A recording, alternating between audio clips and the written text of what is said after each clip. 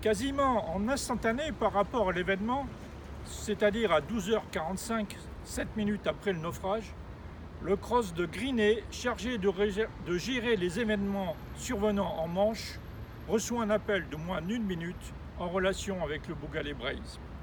Les informations enregistrées ayant été délibérément rendues inaudibles par la suite, la justice n'a pas pu analyser leur transcription.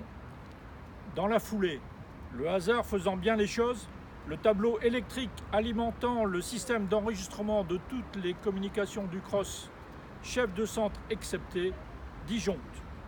La remise en ordre n'interviendra qu'à 19h, c'est-à-dire après que l'opération de secours ait été déclarée achevée par les Britanniques. Pour un œil averti, cette succession d'événements porte en creux la signature que tout est en relation avec un témoin essentiel, un sous-marin à production nucléaire français que l'on ne veut pas impliquer.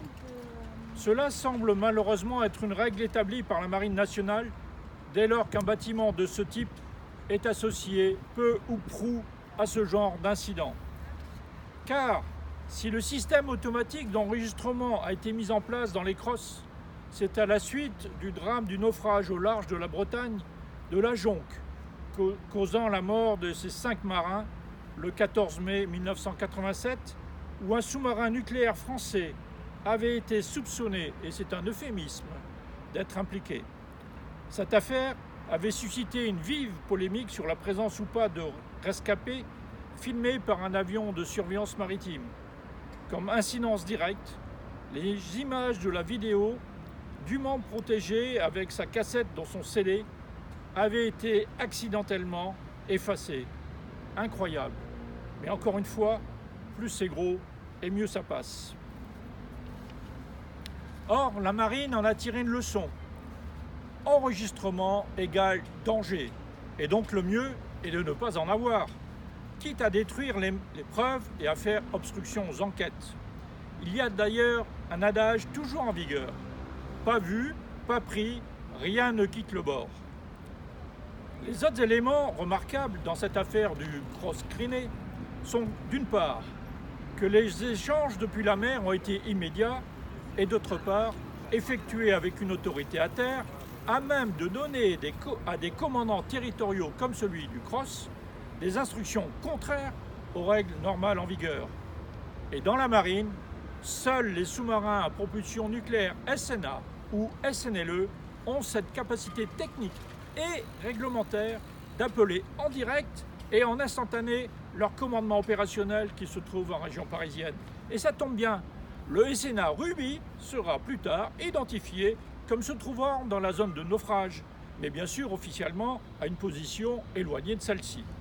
Encore plus fort, le cabinet du ministre de la Défense, alors en exercice, Mme Alliot-Marie, qui sera d'ailleurs plus tard garde des Sceaux et pourra y suivre l'affaire pour l'orienter dans le sens désiré, va de manière incongrue appeler le lendemain matin le président du comité des pêches de Quidvinec avec le message qui sera le suivant.